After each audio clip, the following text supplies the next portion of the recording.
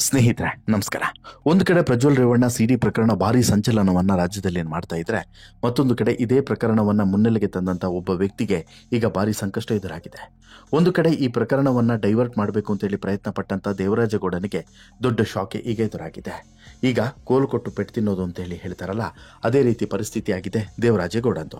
ಹೌದು, ದೇವರಾಜೇಗೌಡ ಹೇಳಿ ಕೇಳಿ ವಕೀಲ, ಜೊತೆಗೆ ಬಿಜೆಪಿಯ ಕ್ಯಾಂಡಿಡೇಟ್ ಆಗಿದ್ದವನು. ಈ ಬಾರಿಯೂ ಕೂಡ ಬಿಜೆಪಿಯಿಂದ ಟಿಕೆಟ್ ಅನ್ನು ಬಯಸಿದ್ದವನು. ಆದರೆ ಆತನಿಗೆ ಟಿಕೆಟ್ ಕೊಡಲಿಲ್ಲ. ಬಟ್ ಆದರೆ ಈಗ ರೋಸಿ ಹೋಗಿರುವಂಥ ದೇವರಾಜೇಗೌಡ ಈ ಪ್ರಕರಣದಲ್ಲಿ ಎಷ್ಟು ಲಾಭ ಆಯಿತು ಅಷ್ಟು ಲಾಭವನ್ನು ಪಡಿಬೇಕು, ಎಷ್ಟು ಪ್ರಚಾರವನ್ನು ಗಿಟ್ಟಿಸಿಕೊಳ್ಳಬಹುದು ಅಷ್ಟು ಪ್ರಚಾರವನ್ನು ಗಿಟ್ಟಿಸಿಕೊಳ್ಳಬೇಕು ಅನ್ನುವಂಥ ಪ್ರಯತ್ನವನ್ನು ನಿರಂತರವಾಗಿ ಮಾಡ್ತಾ ಇದ್ದಾನೆ. ಆದರೆ ಇವತ್ತು ದೇವರಾಜೇಗೌಡನಿಗೆ ಅಕ್ಷರಶಃ ಒಂದು ರೀತಿಯಲ್ಲಿ ಸಂಕಷ್ಟ ಬಂದೊಟ್ಟಿಗಿದೆ. ಶನಿವಾರ ಈ ದೇವರಾಜೇಗೌಡನಿಗೆ ಶನಿವಾರ ಶುಭವಾರ ಆಗಲಿಲ್ಲ. ಅಕ್ಷರಶಃ ಶನಿಯೇ ಆತನಿಗೆ ಕಾಡಿತ್ತು. ಯಾಕಂತೇಳಿದ್ರೆ ಇಲ್ಲಿ ಶನಿವಾರ ದೇವರಾಜೇಗೌಡನನ್ನು ಅರೆಸ್ಟ್ ಮಾಡಿದ್ದಾರೆ, ವಶಕ್ಕೆ ಪಡೆದಿದ್ದಾರೆ. ಹೌದು, ಹಾಸನದ ಸಂಸದ ಪ್ರಜ್ವಲ್ ರೇವಣ್ಣ ಅಶ್ಲೀಲ ಪೆನ್ಡ್ರೈವ್ ಪ್ರಕರಣದಲ್ಲಿ ಪ್ರಮುಖವಾದಂಥ ವ್ಯಕ್ತಿಯಾಗಿದ್ದಂಥ ಈ ದೇವರಾಜೇಗೌಡ ಆರಂಭದಿಂದನೂ ಕೂಡ ಈ ಪೆನ್ಡ್ರೈವ್ ನನ್ನ ಬಳಿ ಇರೋದು, ಈ ಪೆನ್ಡ್ರೈವ್ನಲ್ಲಿ ಇಡೀ ರೇವಣ್ಣ ಕುಟುಂಬದ ಸೀಕ್ರೆಟ್ಸ್ಗಳಿದ್ದಾವೆ, ರಾಸಲೀಲೆಗಳಿದ್ದಾವೆ ಅಂತೇಳಿ ಬ್ಲಾಕ್ ಮೇಲ್ ಮಾಡಿಕೊಂಡೇ ಬಂದಿದ್ದಂಥ ವ್ಯಕ್ತಿ.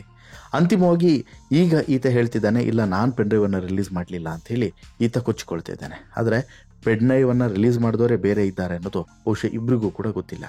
ಆದರೆ ಅವರು ಇವ್ರ ಮೇಲೆ, ಇವರು ಅವ್ರ ಮೇಲೆ ಎತ್ತಾಕೊಂಡು ಆರಾಮಾಗಿ ಮಜಾ ತಗೊಳ್ತಿರೋರು ಮಾತ್ರ ಬೇರೆಯವರೇ.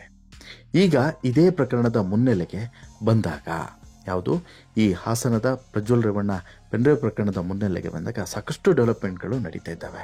ಈ ನಡುವೆ ಏಪ್ರಿಲ್ 1ನೇ ತಾರೀಕು ಇದೇ ದೇವರಾಜೇಗೌಡ ಮೇಲೆ ಒಂದು ಕೇಸ್ ದಾಖಲಾಗಿತ್ತು.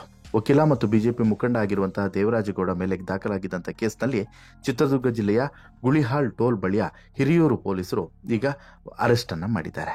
ಯಾಕೆ ಅರೆಸ್ಟ್ ಮಾಡಿದ್ದಾರೆ, ಏನಕ್ಕೆ ವಶ ಪಡೆದಿದ್ದಾರೆ, ಇವೆಲ್ಲವನ್ನು ಕೂಡ ಕೆದಕ್ತಾ ಹೋದಾಗ ಒಂದು ಹಳೆಯ ಕೇಸು ಈಗ ಮುನ್ನೆಲೆಗೆ ಬರ್ತಿದೆ.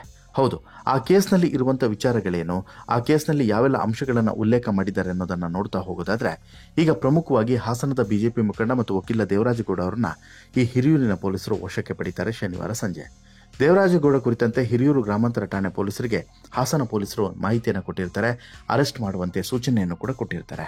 ಹಾಸನ ಪೊಲೀಸರ ಮಾಹಿತಿ ಆಧರಿಸಿ ದೇವರಾಜೇಗೌಡ ಅವರನ್ನು ಹಿರಿಯೂರು ಪೊಲೀಸರು ವಶಕ್ಕೆ ಪಡೆದಿದ್ದಾರೆ. ಸದ್ಯ ಹಿರಿಯೂರು ಠಾಣೆಗೆ ಅವರನ್ನು ಕರೆದೊಯ್ದು ಹಾಸನ ಪೊಲೀಸರು ವಶಕ್ಕೆ ಪಡೆಯಲಿದ್ದಾರೆ. ಇಲ್ಲಿ ಆತನ ಮೇಲೆ ದಾಖಲಾಗಿರುವಂಥ ಕೇಸ್ ಏನು ಅಂತ ಹೇಳಿ ಕೇಳಿದ್ರೆ, ಮಹಿಳೆಗೆ ಲೈಂಗಿಕ ಕಿರುಕುಳ ನೀಡಿದಂಥ ಆರೋಪದಲ್ಲಿ ಈ ವಕೀಲನ ವಿರುದ್ಧ ಪ್ರಕರಣ ದಾಖಲಾಗಿತ್ತು. ಏಪ್ರಿಲ್ 1ರಂದು ಹೊಳೆನರಸೀಪುರ ನಗರ ಠಾಣೆಯಲ್ಲಿ ಸಂತ್ರಸ್ತ ಮಹಿಳೆ ದೂರನ್ನು ನೀಡಿದ್ಲು. ತನ್ನ ನಿವೇಶನವೊಂದರ ಮಾರಾಟ ವಿಚಾರವಾಗಿ ವಕೀಲನ ಬಳಿ ಹೋಗಿರ್ತಾರೆ. ಆ ಸಂದರ್ಭದಲ್ಲಿ ಆರಂಭದಲ್ಲಿ ಒಳ್ಳೆ ರೀತಿಯಲ್ಲಿ ಮಾತನಾಡಿದಂಥ ವಕೀಲ ನಂತರ ಸ್ವಲ್ಪ ಹದ್ದು ಮೀರಿದ ಮಾತುಗಳನ್ನು ಆಡೋಕೆ ಶುರು ಮಾಡಿದ್ದ. ಅಷ್ಟು ಮಾತ್ರವಲ್ಲದೆ ಸ್ವಲ್ಪ ಲೈಂಗಿಕ ಕಿರುಕುಳವನ್ನು ನೀಡುವಂಥ ಕೆಲಸವನ್ನು ಕೂಡ ಶುರು ಮಾಡಿದ್ದ. ಇದು ದಿನಕ್ಕೆ ಹೆಚ್ಚಾಗ್ತಾ ಹೋಯಿತು. ಇದನ್ನು ಸಹಿಸೋಕೆ ಆಗದಂತಹ ಮಹಿಳೆ ಕೊನೆಗೆ ದೂರನ್ನು ಕೊಡುವಂಥ ನಿರ್ಧಾರಕ್ಕೆ ಬರ್ತಾಳೆ, ದೂರನ್ನು ಕೂಡ ಕೊಡ್ತಾಳೆ.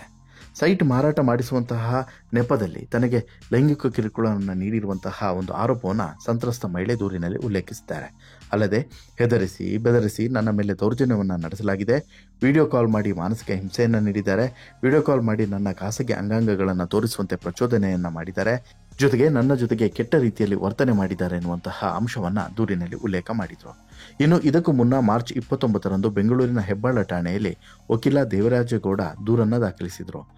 ಮಹಿಳೆಯೊಬ್ಬರು ನನಗೆ ಹಣಕ್ಕಾಗಿ ಬ್ಲಾಕ್ ಮೇಲ್ ಮಾಡ್ತಿದ್ದಾರೆ, ಮಹಿಳೆಯೊಬ್ಬಳು ನನಗೆ ಬ್ಲಾಕ್ ಮೇಲ್ ಮಾಡ್ತಿರೋದು ಅಂತ ಹೇಳ್ಬಿಟ್ಟು ದೂರಿನಲ್ಲಿ ಉಲ್ಲೇಖ ಮಾಡಿದರು. ಬಟ್ ಅದರಲ್ಲಿ ಹೆಸರು, ಕುಲ, ಗೋತ್ರ ಏನೂ ಇರಲಿಲ್ಲ.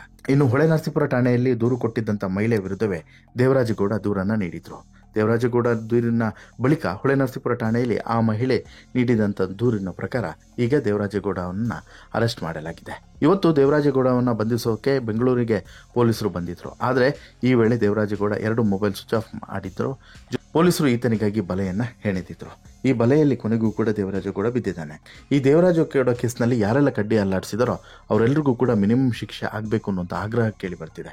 ಹೀಗಾಗಿ ಇಲ್ಲಿ ದೇವರಾಜೇಗೌಡನಿಗೆ ಹೇಗೂ ಕೂಡ ಇನ್ನು ಮುಂದೆ ನೆಮ್ಮದಿ ಅನ್ನೋದಿರೋದಿಲ್ಲ. ಯಾಕಂತ ಹೇಳಿದ್ರೆ ಪ್ರಜ್ವಲ್ ರೇವಣ್ಣನನ್ನು ಹೇಗೆ ರುಬ್ಬಿದ್ರೋ ಅದೇ ರೀತಿ ಮತ್ತು ಅದಕ್ಕಿಂತ ಕೆಟ್ಟದಾಗಿ ರುಬ್ಬುವಂಥ ಎಲ್ಲ ಸಾಧ್ಯತೆಗಳು ಕೂಡ ಕಾಣಿಸ್ತಿದೆ. ಇನ್ನು ಸ್ಪಷ್ಟವಾಗಿ ಹೇಳಬೇಕು ಅಂತ ಹೇಳಿದ್ರೆ ಇಲ್ಲಿ ಗಮನಿಸಬೇಕಾಗಿರುವಂಥ ಸಾಕಷ್ಟು ಅಂಶಗಳಿದ್ದಾವೆ. ಏನು, ಯಾವಾಗ ಈ ಎಲ್ಲ ಕೃತ್ಯಗಳು ಹೊರಗಡೆ ಬಂದು ನೋಡಿ, ಆ ಕೃತ್ಯಗಳು ಹೊರಗಡೆ ಬರೋದಕ್ಕೂ ಒಂದೊಂದೇ ಗೊತ್ತಾಗೋದಕ್ಕೂ ಕೂಡ ಒಂದು ಟೈಮ್ ಅನ್ನೋದು ಬೇಕಾಗುತ್ತೆ. ಆ ಟೈಮನ್ನು ಪಡೆದುಕೊಂಡು ಈಗ ಒಂದು ರೀತಿಯಲ್ಲಿ ಈ ದೇವರಾಜೇಗೌಡನನ್ನು ಡ್ರಿಲ್ ಮಾಡೋದಕ್ಕೆ ಪೊಲೀಸರು SIT ಈಗ SIT ವಶಕ್ಕೆ ಪಡೆದು ಅವರು ಕೂಡ ವಿಚಾರಣೆಯನ್ನು ನಡೆಸ್ತಾರೆ, ಅವರು ಕೂಡ ಮಾಹಿತಿಗಳನ್ನು ಸಂಗ್ರಹಿಸ್ತಾರೆ. ಅಂತಿಮವಾಗಿ ದೇವರಾಜ್ ಗೌಡ ಯಾವೆಲ್ಲ ವಿಚಾರವನ್ನು ಕಕ್ತಾನೆ, ಯಾವೆಲ್ಲ ವಿಚಾರವನ್ನು ಮುಚ್ಚಿಡ್ತಾನೆ ಅನ್ನೋದು ಈಗಿರುವಂಥ ಕುತೂಹಲ.